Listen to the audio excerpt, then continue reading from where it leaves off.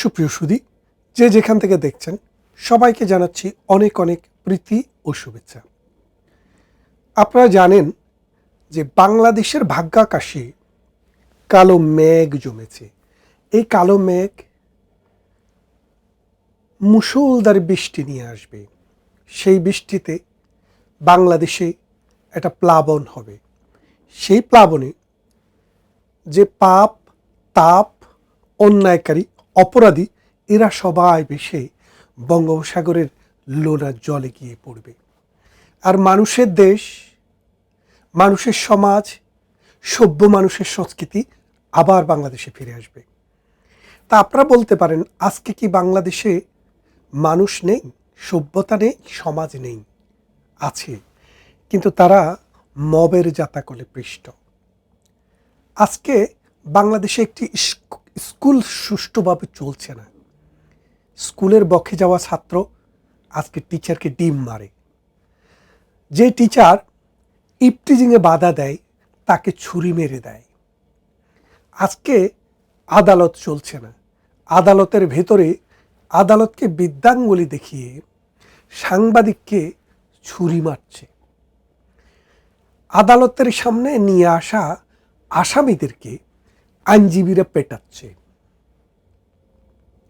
সচিবালয়ের দেওয়াল টপকে ভিতরে গিয়ে সচিবদেরকে পেটাচ্ছে।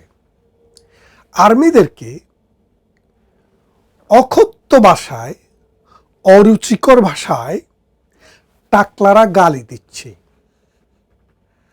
এবং আপনি যদি দেখেন, গ্রামে নিরীহ হিন্দু পরিবারের দোকান লুট হচ্ছে।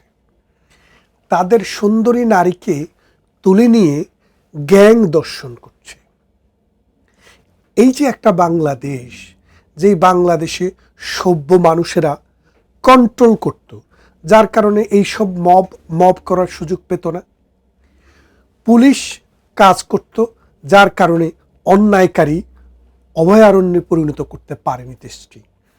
গত 16 বছর পর এই অন্যায়কারী, এই মাফিয়া চক্র, এই অপরাধীরা, এই কালো টাকার মালিকেরা, এই আমেরিকার দালালরা বাংলাদেশটাকে পিআর পাম নিয়োগ করে, বিভিন্ন রাষ্ট্রীয় এজেন্সিকে ব্যবহার করে বাংলাদেশের ক্ষমতাটির চূড়ান্ত পর্যায়ে মসনদে গিয়ে বসেছে।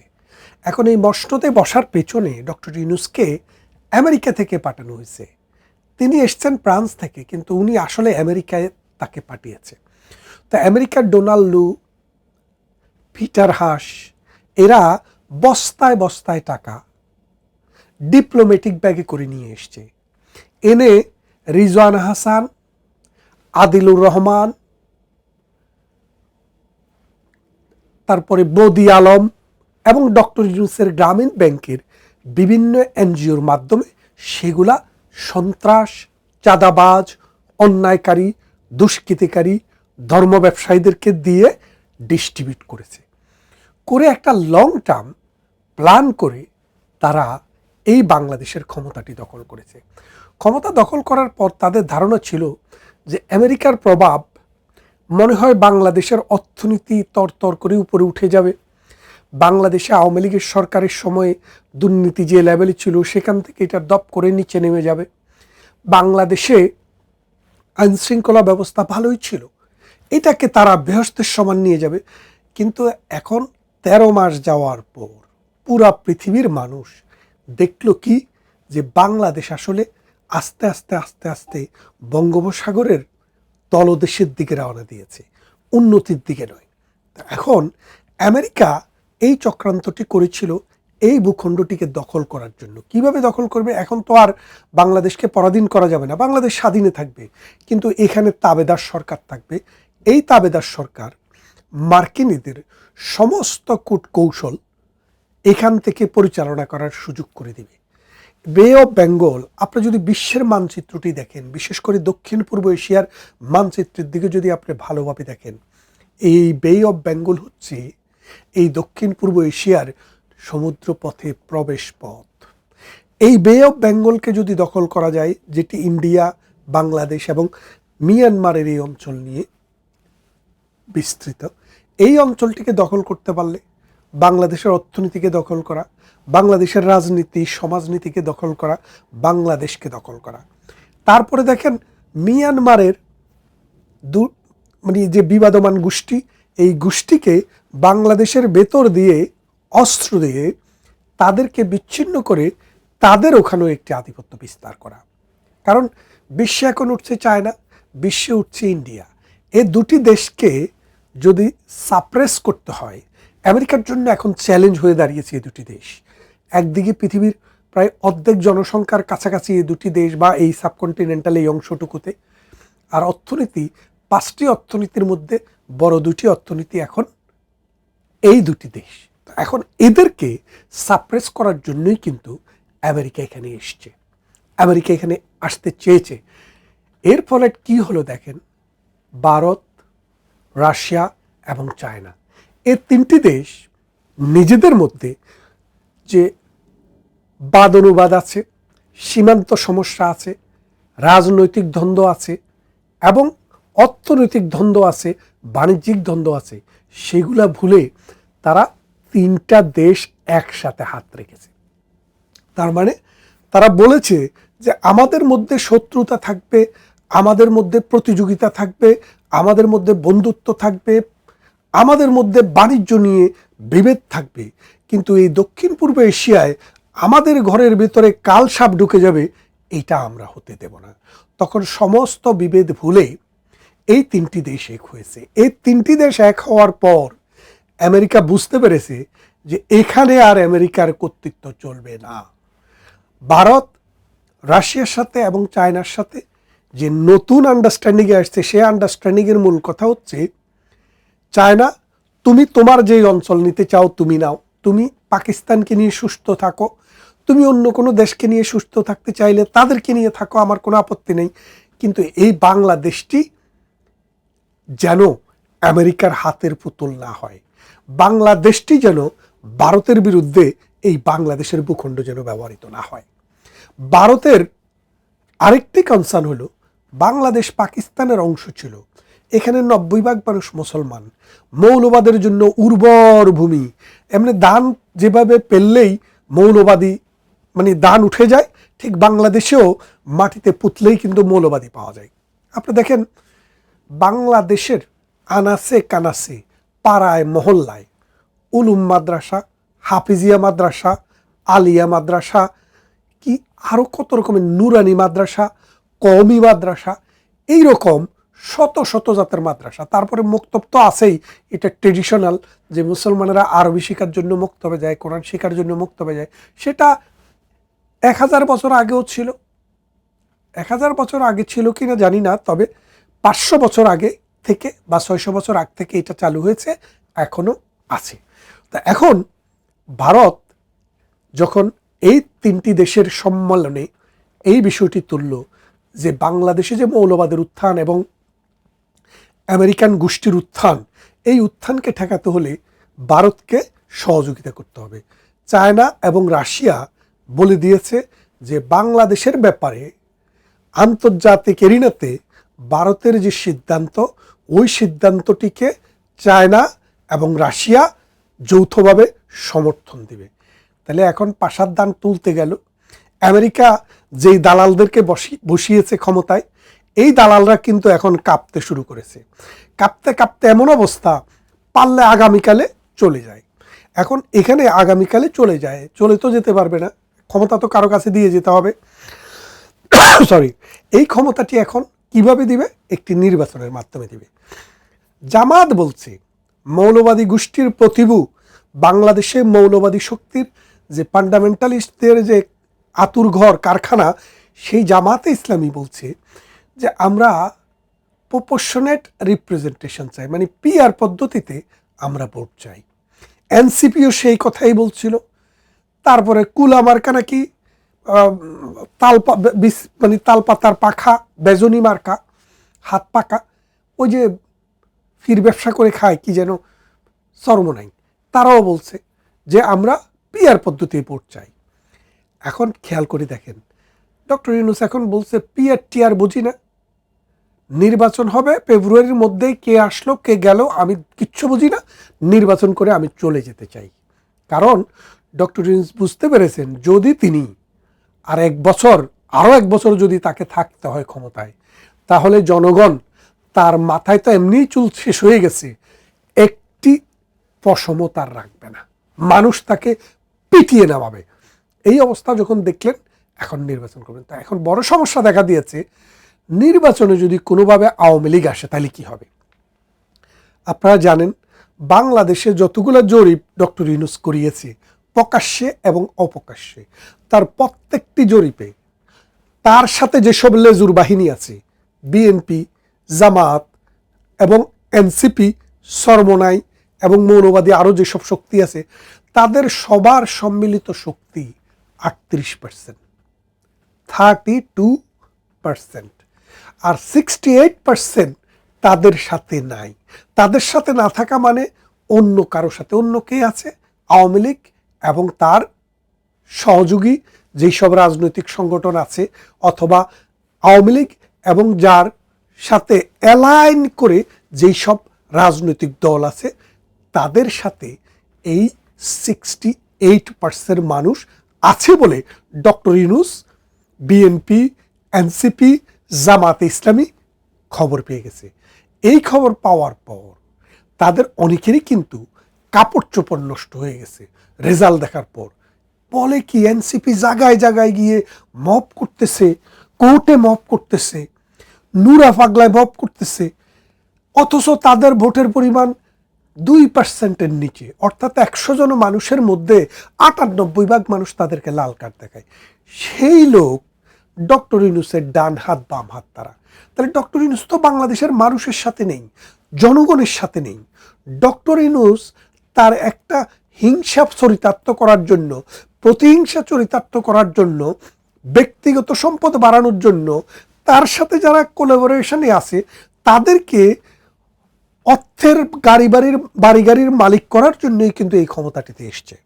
এখন এই অবস্থায় ভারত দেখল যে বাংলাদেশ একটি স্বাধীন রাষ্ট্র, যেই স্বাধীন রাষ্ট্র স্বাধীনতা হওয়ার সময় আমি অস্ত্র দিয়েছি, খাবার দিয়েছি, ট্রেনিং দিয়েছি, জায়গা দিয়েছি, এবং আন্তর্জাতিক অঙ্গনে পাড়ায় পাড়ায় ঘুরে ঘুরে আমি তাদের জন্য সমর্থন নিয়ে এসেছি। সেই দেশটি পাগলা কুত্তার মতো ভারত বিরোধিতা শুরু করেছে। পাকিস্তান যাদের ধর্ষণের বিরুদ্ধে, হত্যার বিরুদ্ধে, লুণ্ঠনের বিরুদ্ধে, নির্যাতন, অত্যাচার এবং বৈষম্যের বিরুদ্ধে বাঙালির সংগ্রাম ছিল, সেই পাকিস্তানকে তার মামার বাড়িতে জামাত ইসলামী দাওয়াত দিয়ে আনে।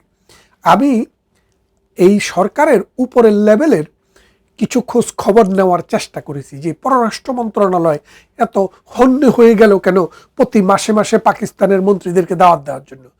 পরে দেখলাম যে বাংলাদেশের রাষ্ট্রীয়ভাবে একবারও তাদেরকে দাওয়াত দেওয়া হয় নাই। জামায়াতে ইসলামী তাদের সাথে নেগোশিয়েট করছে, সরকারকে প্রেশার ক্রিয়েট করছে যে তারা যে আসতে চায় আপনারা সেটা অ্যাকসেপ্ট করেন। খেয়াল করে দেখেন, এগুলা জামাতের আহ্লাদে হয়েছে। তারা এখানে এসে বলে জামাতের হেডকোয়ার্টার আগেও ছিল লাহোর, এখনও লাহোর। তার মানে যেই দলের হেডকোয়ার্টার লাহোর, সেই দল বাংলাদেশে পিআর পদ্ধতিতে ভোট চায়। যেই দল লক্ষ লক্ষ মানুষকে হত্যা, নির্যাতন, দর্শন করেছে, তারা এই বাংলাদেশে আল্লাহর আইনের সৎলোকের শাসন কায়েম করতে চায়। আপনারা বোঝেন। তো এখন ভারত যে কাজটি করেছে, চায়নাকে এবং রাশিয়াকে এটা বোঝাতে সমর্থ হয়েছে যে এই আমেরিকা যদি বাংলাদেশের ভেতরে আসা সত্যিকার অর্থে পূর্ণাঙ্গভাবে গেড়ে বসে, তাইলে ভারতের জন্য, রাশিয়ার জন্য এবং চায়নার জন্য এইটা হবে মরণঘাতী, আত্মঘাতী। সুতরাং এদেরকে যেই কোনোভাবে ঠেকাতে হবে। এখন ঠেকাতে গেলে দেখা গেল যে এই ইউনূসকে তাড়াতে হবে। এখন এই ইউনূস তাড়ানো প্রকল্পটি ওই নির্বাচনের মাধ্যমে এসছে, কিন্তু নির্বাচনটি আসলে হবে কিনা, সেনাবাহিনী ক্ষমতা নিয়ে নিবে কিনা, জামাতে ইসলামী এনার্কি শুরু করবে কিনা, এই বিষয়গুলা এখন সমাজে বহুল বিস্তৃত আলাপ আলোচনার একটি অংশ। এখন আপনারা এই কথাটি বুঝতে পারছেন যে বাংলাদেশে একটা খাদ্যের সংকট তৈরি হচ্ছে, খাদ্যের দাম বেড়ে গেছে, বাংলাদেশে এবারে ইলিশ মাছ নেই বললেই চলে, কারণ ইলিশ মাছকে প্রিজার্ভ করতো গভর্নমেন্ট একটা বিশেষ সময়ে 2 মাসের জন্য জেলেদেরকে খাবার দিত। মা মাছ যখন এসে ডিম পাড়ে তখন যেন না ধরা হয়, জাটকা যেন না ধরা হয়। কিন্তু এই সরকারের মাথায় এইসব চিন্তা ভাবনা নেই। এই সরকারের মাথায় ছিল এই মৌলবাদীদেরকে এখানে প্রতিস্থাপন করা আর আমেরিকার স্বার্থ চরিতার্থ করা, যার কারণে এই ইলিশ সম্পত্তিও প্রায় ধ্বংসের মুখে। আপনারা জানেন শত শত বছর থেকে সিলেটে যে সাদা পাথর, এই পাথরগুলো আমাদের ঐতিহ্য ছিল। এই পাথরগুলো দেখতে হাজার হাজার মানুষ প্রতি বছর সেখানে ভিজিট করতে যেত। এখন সেই পাথরগুলো তারা খেয়ে ফেলছে। এখন আপনি যদি দেখেন বাংলাদেশে আওয়ামী লীগের সময় যেই উন্নয়ন কর্মকাণ্ড হয়েছে, প্রত্যেকটি রাস্তা এখন ধ্বজভঙ্গ অবস্থায় আছে। তাহলে এখন কি করবেন আপনারা? দেখেন, আওয়ামী লীগকে তো নির্বাচন করতে দেবে না, কারণ তাদের নির্বাচনে কার্যক্রম নিষিদ্ধ করেছে। এই নিষিদ্ধ করাটা হচ্ছে তাদের পেটের ভেতরের কামড়, কারণ তারা জানে এই দেশের মানুষ অন্তত 50% উপরে শুধু এককভাবে আওয়ামী লীগকে ভোট দেবে। আজকে আপনি একটা ভোট করেন, আপনি যদি আমার কথাটি বিশ্বাস না করেন, আপনার চারপাশে যেসব মানুষ নিরীহ, যারা কোনো দলের পালা কুত্তা না, যারা মৌলবাদী চিন্তা চেতনার লোক না, যারা সন্ত্রাস, চাঁদাবাজ এবং নির্যাতন মবকারী না, এইরকম আপনি আপনার চারপাশে 20 থেকে 40টা মানুষের সাথে কথা বলেন যে ভাই এই তো দেশের অবস্থা, ভোট কাকে দিবেন? আওয়ামী লীগ, বিএনপি, জাতীয় পার্টি, জামাত যদি দাঁড়ায় কাকে ভোট দিবেন? আপনি নিশ্চিতভাবে জানবেন বলবে যে না, বাংলাদেশ আওয়ামী লীগের অধীনেই ভালো ছিল এবং আমাদের জীবন ভালো ছিল। সুতরাং এই ভয়ে এখন জামাতের পেটেও ব্যথা, বিএনপির পেটেও ব্যথা এবং এনসিপির পেটেও ব্যথা, কারণ তারা বুঝতে পারছে বাংলাদেশে কোনোভাবেই তারা আওয়ামী লীগকে পরাজিত করে ক্ষমতায় আসতে পারবে না। তাই তারা আওয়ামী লীগকে নির্বাচনে দেখতে চায় না। কিন্তু একটি কথা মনে রাখেন, আওয়ামী লীগবিহীন এই নির্বাচনের পর বাংলাদেশের অবস্থা, বাংলাদেশের সমাজে যে কলাপস হয়েছে, যে পছন্দ রয়েছে, যে ভাঙন হয়েছে, এই ভাঙন কেউ রোধ করতে পারবে না। টুডে অর টুমরো আবার আওয়ামী লীগ ফিরে আসবেই। এটা সময়ের দাবি, ইতিহাসের দাবি, আমাদের সংস্কৃতির দাবি, আমাদের মুক্তিযুদ্ধ এবং স্বাধীনতার দাবি। এই দাবি পূরণ করতে রাশিয়া, চায়না এবং ইন্ডিয়া আমাদেরকে সহযোগিতা করতে প্রস্তুত। তাই আওয়ামী লীগের নেতাকর্মীদেরকে এখন আস্তে আস্তে প্রস্তুতি নিতে হবে, তারা যেন এই বৃহৎ 3টি শক্তির সাথে কাঁধে কাঁধ মিলিয়ে কাজ করে আমেরিকার বাংলাদেশ বিরোধী কর্মকাণ্ড এবং মৌলবাদীদের উত্থান ঠেকানোর জন্য আস্তে আস্তে তৈরি হয়। এই বাংলাদেশটি জনসম্পদটিকে কাজে লাগিয়ে আমরা পৃথিবীর ফাস্টেস্ট গ্রোয়িং একটা অর্থনীতির দেশ ছিলাম। এখন আমরা স্লোয়েস্ট গ্রোয়িং দেশের তালিকায় 5 নম্বরে আছি।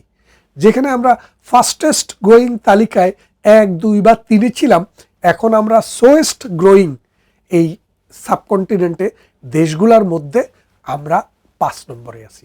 তাহলে দেখেন আপনি ছিলেন কি, আপনাকে বানিয়েছে কি।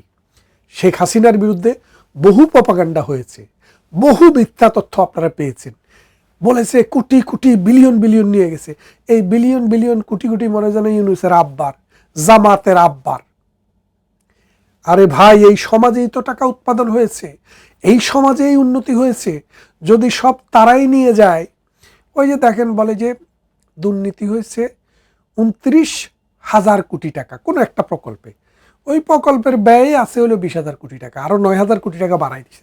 তো ওই প্রকল্প যে আছে এটাও নেই। এখন পদ্মা সেতুর কথা বলেন, সেখানে একই কথা শুনবেন। তাই আসুন, এই দেশকে রক্ষা করতে হলে অসাম্প্রদায়িক চেতনাকে জিয়ে রাখতে হবে, মুক্তিযুদ্ধের চেতনাকে বাঁচিয়ে রাখতে হবে, মানুষের মানবিক মূল্যবোধকে বাঁচিয়ে রাখতে হবে, এবং আমাদেরকে ঘিরে যে একটি চারপাশে আমাদের যেসব দেশ আছে তাদের সাথে একটি ভালো সম্পর্ক রাখতে হবে। কারণ আপনার জন্মে, আপনার মৃত্যুতে এবং আপনার বিয়েতে আপনার প্রতিবেশী ছাড়া আপনার কোনো গত্যন্তর নাই। আমাদের যে প্রতিবেশী ভারত, তারা পরীক্ষা দিয়ে পাশ করেছে যে তারা এই দেশটাকে উন্নয়নের কাজে, এই দেশের জন্মের কাজে এবং এই দেশের মানুষের জীবন বদলের কাজে সবসময় প্রগতিশীল অসাম্প্রদায়িক চেতনার শক্তির পাশে থাকবে। আর বাংলাদেশে যদি মৌলবাদী কোনো শক্তি আসে, ভারতের সাথে কনফ্রন্টেশন অনিবার্য।